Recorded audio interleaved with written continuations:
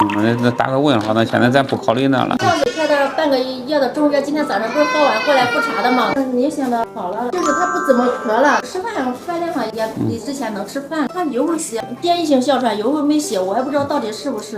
那打个问号，那现在咱不考虑那了。他有这些病，感染那些都是当时的一过性的一个问题，后来也治疗很长时间了嘛。现在的症状还有啥？现在症状就是鼻子不透气，就早上起来不定什么时候眼睛上有眼屎，其实没什么症状了。就晚上睡觉也可以吧？睡觉也可以。整个的症状改善很多了，已经是吧？对中医治疗就直接治咳嗽的，基本上用的病不太多。这个治疗就是综合性的，效果很明显。抵抗力差的小孩就是，对，当然病也不少见，也没少花钱，也没少受罪，也没治住病。